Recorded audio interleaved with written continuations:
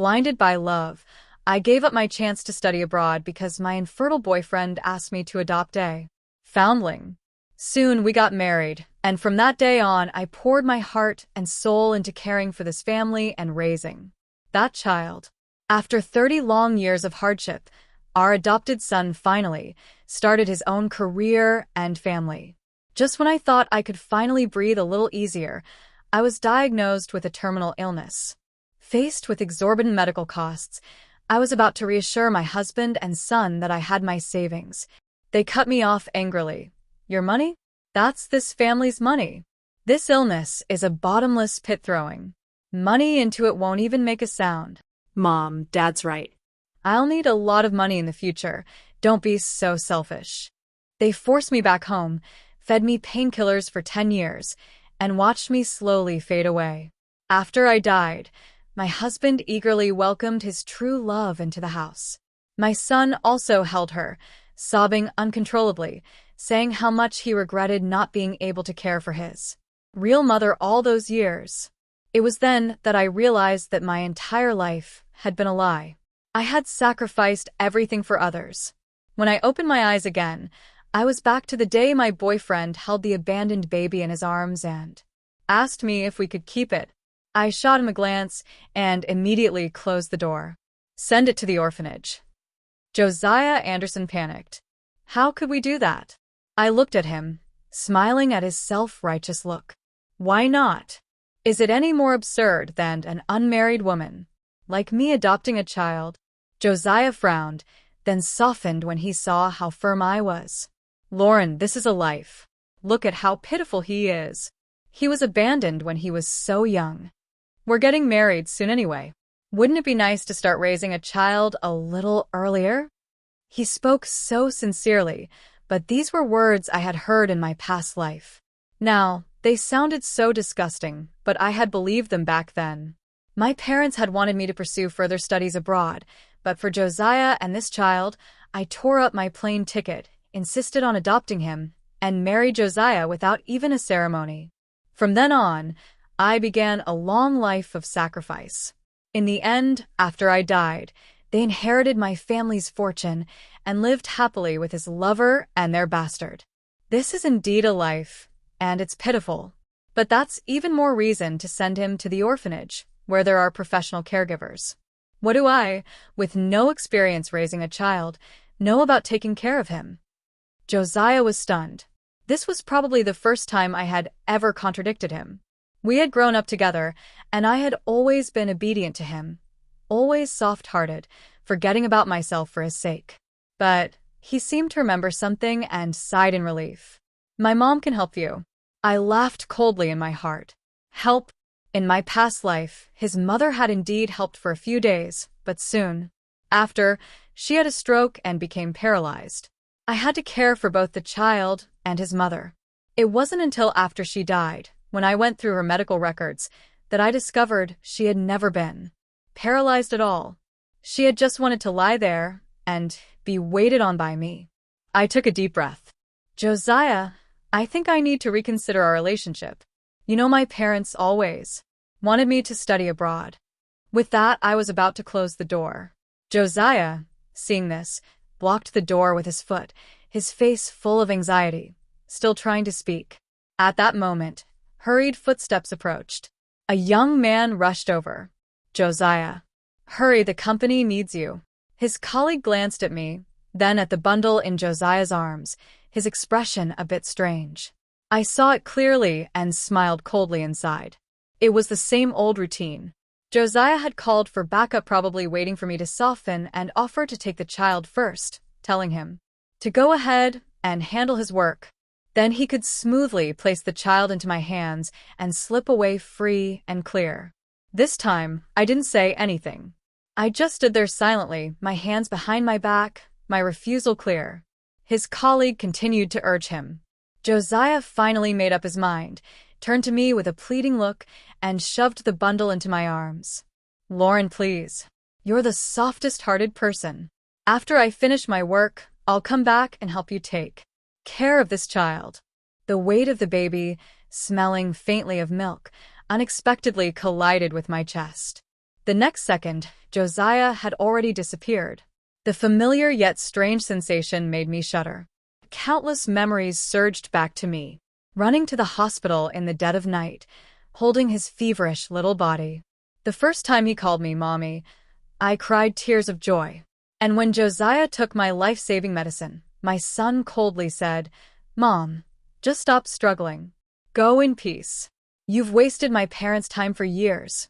Don't take up any more of mine. I gave up so many opportunities to stay home and care for him.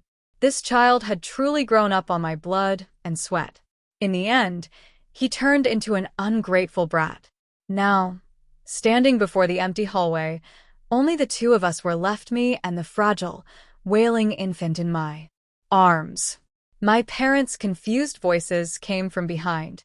I looked down at the child, gritted my teeth, and made a decision. The next morning, a sharp knock on the door woke me up. My parents were also roused from their sleep. Sure enough, it was Josiah outside. Good morning, Mr. and Mrs. Davis. Josiah, so early? Even though my mom had some reservations about him, they were neighbors of many years, so she greeted him warmly. Have you had breakfast yet? Join us. The more welcoming they were, the more uneasy Josiah became. He wasn't interested in eating, his mind was entirely on his son. With forced cheerfulness, he replied, Thank you, Mrs. Davis, I've already had breakfast. I came to see Lauren and the child. As he spoke, his gaze shifted past my parents and landed on me. Child. My mom was genuinely confused. Josiah, what child? There is no child here. Josiah froze, his tone growing anxious. The little boy I brought yesterday. I handed him to Lauren. I leisurely sat at the dining table, peeling an egg, not even lifting my eyes. Seeing this, Josiah rushed over and grabbed my arm. Lauren, where's the child? His movements were rough, and my dad immediately darkened his expression. Watch your hands. Speak properly if you have something to say. Mr. and Mrs. Davis. I really gave her a child. Josiah's voice trembled with urgency as he turned to me and almost shouted, Lauren, where's the child? I chuckled lightly. Why so anxious? Could it be the child is actually yours? The living room fell into sudden silence. Josiah's expression froze. What nonsense are you talking? I found him on the street. Is that so? I stood up, speaking calmly. Since you found him on the street, of course I sent him to where he belongs. Josiah's pupils dilated. Where did you take him? To the street, of course, I said lightly. Isn't that where you found him? I left him there, just in case his parents, who abandoned him, change their minds and come back for him. What did you say? Josiah suddenly grabbed my wrist, his grip so tight that my bones creaked. Lauren, don't joke with me. My dad immediately stepped forward, pulling him away.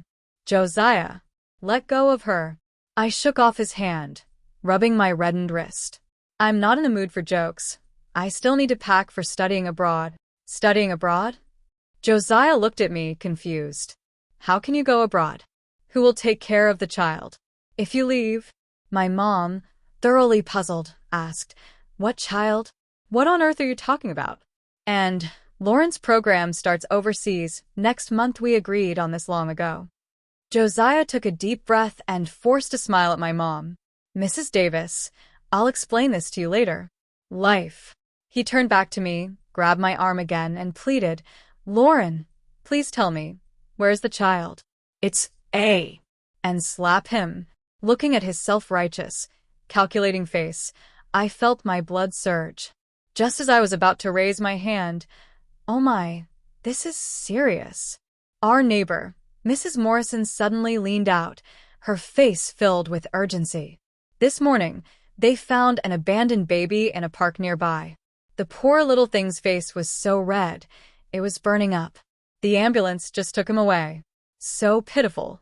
Josiah's face instantly went ghostly pale. He stared at me, his eyes bloodshot. Did you really throw him away?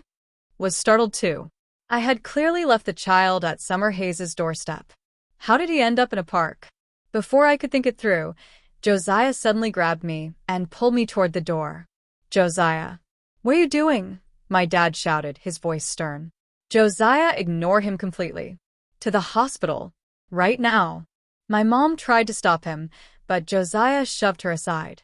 I was half dragged, half forced into a taxi by Josiah, who was trembling as he shouted at the driver to go to the children's hospital. In the car, he kept murmuring to himself, "It'll be fine, it'll be fine." I watched his frantic, disoriented state with cold detachment. In my past life, when I was bedridden with cancer, burning with a fever, begging him to take me to the hospital, he had coldly brushed me off, telling me to just drink some hot water. Now, for his own child, he was like a headless chicken, frantic and desperate. How ironic. Of course, when the consequences don't hit you, you never feel the pain. Arriving at the emergency department of the hospital, Josiah frantically grabbed a nurse, demanding to know where the child was. He dragged me as we rushed into the hospital room. Just as we reached the door, I heard a woman sobbing.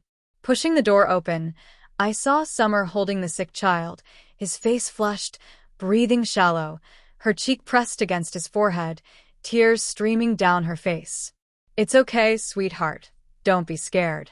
Her voice trembled, and it was clear to anyone that she was desperately worried about the child. Josiah rushed in, his eyes instantly turning red, then suddenly whipped around, glaring at me, his eyes filled with pure hatred. "Lauren, is this what you wanted? Now the child's burning up like this, pneumonia, convulsions almost his." Voice cracked. "How could you be so heartless?" I looked at the fragile little life in Summer's arms, feeling absolutely nothing.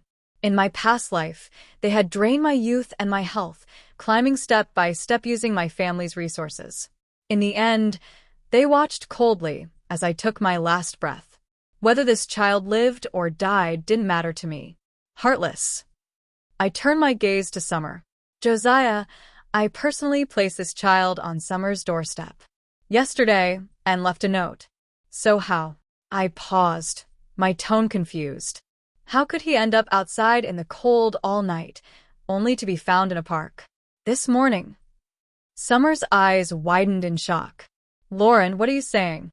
This is the first time I've seen this poor child. I'm a nurse here and was assigned to help in pediatrics.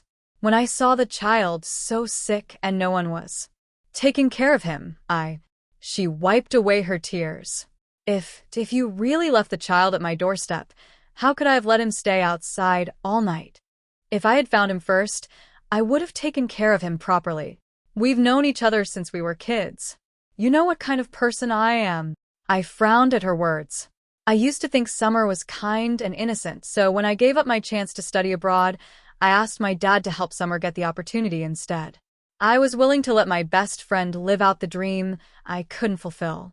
But later, I didn't expect Summer to turn into my son's biological mother. She became Josiah's true love. During those years when I was bedridden, I finally realized how foolish I was. I watched silently. Josiah, looking at Summer with tears in her eyes, his expression flickered with complex emotions. He took a deep breath, his gaze firm, and stepped forward to block Summer and the child from my view. Facing me, "Summer, don't say another word. I believe you." Then Josiah pulled out a document from his bag. A fresh cover with a prominent title, Adoption Certificate. He flipped it open and held it up, showing me the page. In the column for the adoptive parent, my name was clearly printed, Lauren Davis. And in the column for the adoptee, neatly filled in, was Noah Anderson. My blood rushed to my head and my limbs went cold. I remembered. Not long ago, I was preparing for an important qualification exam. The registration required in-person confirmation. During those few days, I had other things to handle, so Josiah volunteered to help me and took my license card with him. At the time, I didn't suspect anything. In fact, I was even touched by his thoughtfulness. It turns out he had planned everything long ago. He used my trust and, without my knowledge, went ahead and processed the adoption papers. Noah Anderson. Looking at that name, The humiliation and pain I suffered in my past life rushed back, almost knocking me off my feet. That name was like a prison. It was tying me back to that bastard and this shameless couple once more. Josiah looked at my pale face and actually reached out to comfort me. I shoved his hand away, and he didn't get angry. He sighed with relief. Lauren, I know you can't accept it right now. I don't want to force you, but I also don't want to see you become cold-hearted. This child is too pitiful. I made this decision for you. We'll look after him. He paused, then continued. The adoption papers are already done. Legally, you are his mother. If you really oppose it, then I'll have to publicly say that this is our child. After all, we're getting married soon, so no one will think it's strange. I can't just watch this little life be sent to an orphanage because of our indifference and selfishness. Josiah said with self-righteous conviction, and I stared at his utterly hypocritical face and at Summer, standing next to him, holding the child, subtly pleased with herself. Perhaps my anger had reached its peak because, strangely, I felt calm. I slowly curled the corners of my mouth and smiled. Josiah, you're right. With this certificate, the child is officially accounted for. Josiah visibly relaxed, a satisfied expression on his face. Summer also relaxed, lowering her head to nuzzle the child's cheek. I changed the subject.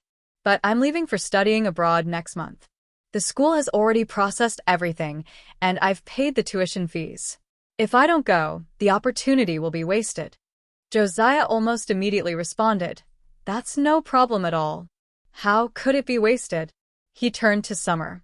Let Summer go instead. You're both studying clinical medicine. It's a perfect match. And she's our best friend. Look, Lauren, isn't this perfect? Summer goes for you, and it's like we're still making your dream come true. It's a win-win. You stay here, take care of the child and the family, and everyone gets what they want. Summer's eyes sparkled with tears. Lauren, believe me, I'll study hard. I won't let you or Josiah down. I watched the two of them in perfect sync, echoing each other seamlessly. Memories flashed back my past life, where they worked together to drain me dry, those two aged, sagging bodies entangled at my funeral. A soft laugh escaped me. Both Josiah and Summer froze, staring at me in confusion. Fine, Josiah. Don't regret it. From now on, I'll be the legal guardian of this child. I watched their expressions relax, and a coldness spread through me. I felt a strange excitement rising within me. Just then, the door to the hospital room was suddenly thrown open. A young nurse rushed in with a report, her expression anxious. The child's test results are in. We need to transfer him to the ICU immediately. This is an abandoned baby, right? No family to sign, so we'll transfer him right away. The nurse started to move the child to the mobile bed, but I reached out and stopped her. Who said this child has no family? I handed the fresh adoption certificate to the nurse in front of me. Maybe just a few hours ago, he was abandoned by his irresponsible, heartless parents. But that's no longer the case. This document proves that I am now the child's sole legal guardian. The nurse froze for a moment before accepting the document. After verifying the information, she confirmed. It was correct. All right, Ms. Davis, the child has been diagnosed with severe pneumonia combined with acute respiratory distress syndrome. His infection markers are extremely high, and his condition is critical. We need to intubate him for respiratory support immediately and also perform a lumbar puncture to check for bacterial meningitis. Here is the emergency medical release form. Please sign it so we can proceed. She handed me the form and a pen. The paper was still warm. My hand, gripping the pen, started to tremble uncontrollably. Josiah suddenly rushed over. Lauren, what are you waiting for? Sign it. Saving the child is the priority. Summer's tears were falling uncontrollably. Lauren, sign it now. I avoided Josiah's hand, my gaze scanning the horrifying words on the document. Ventilator, intracranial infection, paralysis risk, uncertain prognosis, astronomical costs. In my past life, when I curled up in bed, racked with pain and fever, barely conscious. All I could hear were Josiah's impatient complaints and this child's cold remarks. They called me a waste of money and accused the hospital of lying. They even said I was lazy, pretending to be sick and dragging the whole family down. Back then, no one signed that paper for me. So why should I sign it for this ungrateful bastard now? I looked up, meeting the nurse's urging gaze, and slowly, firmly shook my head. No, I shoved the document back into the nurse's hands. I choose to forgo treatment. The nurse gave me a sympathetic, understanding look. She understood. After all, it was an adoption, and who would be willing to spend so much money on a child they had only just taken in? It was human nature. She could understand it. Just as the nurse was about to say something comforting, Josiah snapped. Lauren, are you lost your mind? How can you give up on treatment? Summer screamed. No, you can't. She lunged at me, but the nurse quickly stopped her. I looked at her coldly. As the child's legal guardian, I have the right to make the decisions I think are best, based on his condition. Look at him now. Even if we try to save him, who will bear the immense suffering and the astronomical costs? So I choose to forgo treatment to alleviate his suffering. With my words, the room fell into an eerie silence. The nurse gave me a sympathetic look, sighed, and gently patted my shoulder. Ms. Davis, I understand how difficult this must be for. Well, care as per standard protocol. Please accept my condolences. We're not giving up. We're not giving up on treatment. Summer shrieked in tightly to Josiah's arm. Josiah, say something. How can we give up? The child is. Ace turned darker as Summer shook him, the veins in his forehead popping out. He looked at the child, whose breath was becoming increasingly weak. Then his gaze shifted to my cold face, finally landing on the emergency treatment refusal form. He looked at me, struggling to steady his voice. Lauren, the child can't wait. His eyes were pleading. I'll figure out the treatment costs. After all, this is a life. The fact that he appeared in our world, how could that not be fate? I can sell my mom's old house in the countryside as soon as possible. We'll manage to gather the money. Somehow. What matters now is to start treatment immediately. Could you help cover the costs first? I promise, as soon as the house sells, I'll pay you back, not a penny less. He said it so sincerely. That handsome face looked both humble and innocent. Past life, it was this exact look that had made my heart ache, made me give, and give until I was aimed completely. Can understand how you feel. Os' eyes flashed with hope, thinking that I was softening. I looked at the light in his eyes and found it utterly ironic. I shook my head, remaining calm. I mean, I admire your kindness, but have you considered what happens if that house doesn't sell quickly? What if that money is delayed indefinitely? Who will bear my losses? And the form clearly states that the child's condition is critical. But he's an abandoned baby, after all. His biological parents didn't want him, so maybe he was born with some incurable disease. How else could he be abandoned right after birth? Maybe this is just his fate. He's not sick. Summer suddenly screamed. The child is healthy. He just has a fever. I raised an eyebrow, my tone questioning. Summer, why are you so worked up? I'm just offering a reasonable guess. How can you be so sure the child's not sick? Unless he's actually yours. Summer's face turned deathly pale at my words. Josiah, seeing this, spoke in a low voice. Lauren, don't talk nonsense. Summer is just kind-hearted. She can't bear to see an innocent child suffering. We're here to save a life, not to speculate about baseless things. He took a deep breath and quickly pulled out his phone. No matter what you say, you may be cold-hearted, but we can't just stand by and do nothing for this child. I'll pay for his treatment. I'll go bankrupt if I have to. His fingers trembled as he turned the phone screen towards the nurse, showing a few bank card balances totaling several $1,000s. This should cover today's expenses, right?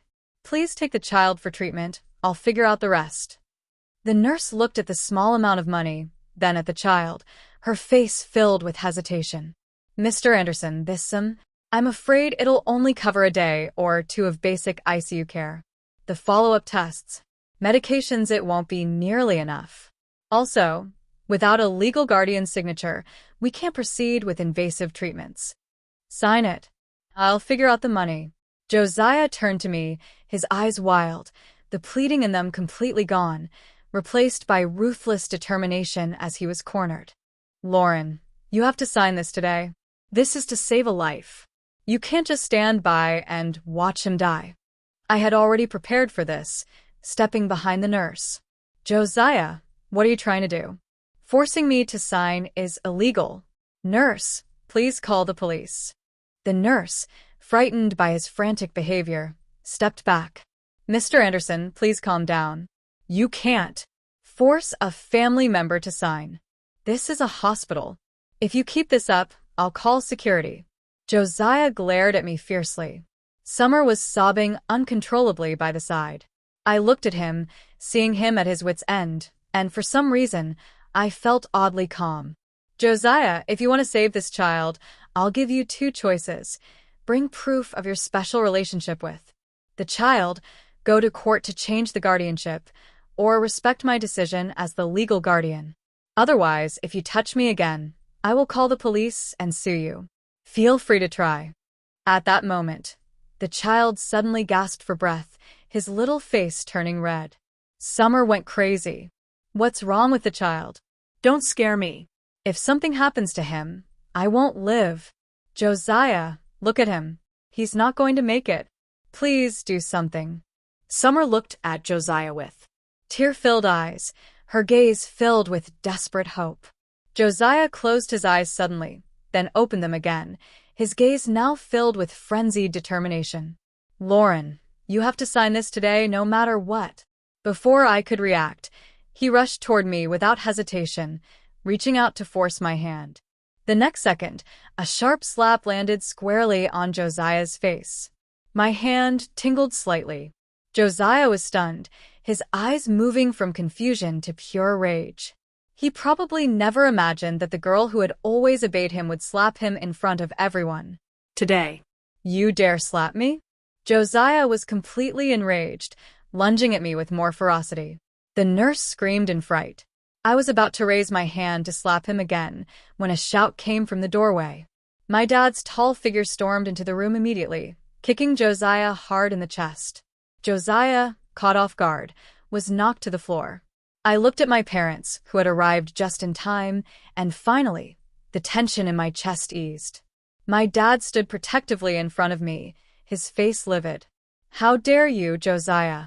In broad daylight, you dare lay hands on my daughter. I always had a feeling you were no good, and now you've proven me right. It's over. My daughter is breaking up with you now.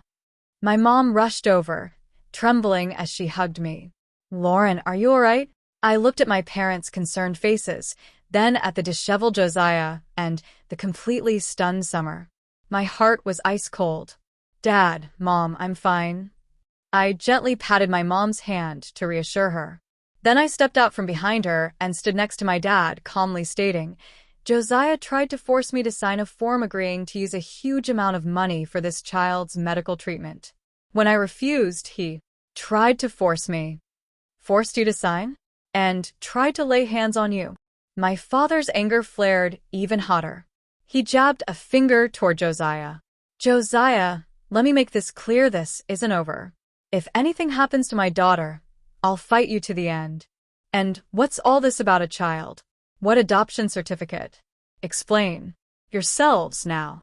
Josiah was sweating from the pain, his face twisted with discomfort. In a few concise sentences, I explained to my parents how Josiah had used my driving license to secretly process the adoption and what had just happened today. My mom's face darkened, as if she had suddenly remembered something. Wait, Lauren, didn't you say you followed Josiah's instructions and left the child at Summer's doorstep to be sent to the hospital? How did the child end up in the park today, nearly dead? Summer immediately retorted, her voice high-pitched. Mrs. Davis, how can you just believe everything Lauren says? I've never seen this child. I was home all day yesterday. No child was dropped off at my doorstep. Lauren, Why are you lying? You didn't want to adopt this child, so you deliberately abandoned him outside in the freezing cold. You're so heartless, and now you're trying to frame me. My mom looked at her, her disdain barely concealed. Summer, you grew up under our noses. I thought your little schemes were just the naivety of a young girl, harmless. But I never expected you'd be lying without a hint of guilt, and now, even trying to twist the truth. Actually, when Lauren left yesterday with the child, I wasn't at ease. So I had the driver follow her quietly, just in case anything went wrong. The driver stayed far enough away so as not to be noticed, but he still managed to get a bit of footage. I didn't expect it would capture something quite interesting. My mom pulled out her phone and began playing the video clearly. In the video, I could be seen carrying the child and placing him at the doorstep, ringing the doorbell, and then turning to leave. Moments later, the front door opened. Summer stepped out, looking shocked, then hurriedly picked up the child and brought him inside. Not long after, Summer came back out, holding the child. But this time, she wasn't alone. A tall man wearing a black hoodie stood behind her. Summer handed the child to him. Then, she looked up and exchanged a kiss with that man that lasted over a minute. The video froze at that moment. The man was mixed race, and it wasn't Josiah. No, that's fake, a synthetic video. Summer's face drained of color, her voice full of disbelief as she lunged at the phone. Mrs. Davis, that's all fake. Lauren set me up. Get lost. My dad's voice thundered as he shoved the crazed Summer away. Summer fell hard to the ground. At the same time, Josiah, who had been staring at the screen with his intense focus, finally moved. He let out a low growl and charged at Summer. Josiah grabbed a fistful of Summer's hair and pulled her up from the floor roughly, his eyes bloodshot. You slut. Summer, you filthy bitch. You did this. You're responsible for what happened to the child. Who is that man? Tell me. Who is the bastard? Is that your child with him? What the hell do you think I am? Josiah shook her violently, completely losing the gentle manners he used to have. Summer, her hair still in his grip, cried out in pain, tears and mucus streaking her face. Josiah, let me explain. It's not like you think. That's my cousin. He just came to visit me. The child is yours. Cousin. Josiah could no longer hear any explanation. Do you take me for an idiot? Since when do cousins kiss like that? And if the child is really mine, you're even worse. Why did you leave him out in the cold all night? Answer me. The room was in total chaos. The nurse quickly called for security. But Josiah had lost all control. He was choking Summer, nearly suffocating her. It was only when the child's cries echoed that he regained a sliver of his sanity. He looked at me in despair. I glanced at the clock on the wall. 2 hours had already passed since the child's first critical warning was issued. I ripped up the adoption certificate, then calmly said, "Go ahead and sign it. The adoption between him and me is now void. Since he's your child, you have the responsibility to save him. As a childhood friend, I can lend you $20,000 for his treatment to help get him through this crisis." Josiah's tears surged instantly. "I'm sorry, Lauren. I'm sorry." I didn't look at him again, leaving the hospital with my parents. My dad was so angry he was almost jumping. "Why did you even help him? $20,000. My mom shot him a look. "Our daughter has her reasons. Don't interfere. All right, let's go get something to eat. She has a flight tomorrow, and these wretched people have already wasted enough of our time today." I smiled at her words, wrapping my arm around my mom's. "Okay, we'll do it your way, Mom." I glanced back at the hospital, the corners of my mouth lifting. My parents weren't snobs who looked down on Josiah and Summer because they were less well off. They had probably seen long ago that those two were far from good-hearted people. Unfortunately, I didn't understand that in my past life. I spent the last day before leaving for school with my parents. A relaxed and joyful happiness completely washed away the shadows of my past life. They took me to the airport, eyes full of anticipation and reluctance. My parents kept reminding me to stay safe and to never let my guard down too easily. I gave them a tight hug, then turned toward the future I had long awaited. This time, I would never let my own life down again. I would make up for all that I had lost in my past life. I was going to soar to the vast sky that belonged to me. The plane soared into the sky, leaving all my painful memories and struggles behind. The days of studying abroad were fulfilling and joyful. I eagerly absorbed knowledge, enriched myself, actively participated in activities, and made friends from all over the world. My heart felt wide open and free. I was no longer the Lauren Davis who had been confined to a narrow world, consumed by the daily grind of family, chores, and the endless cycle of cooking and cleaning.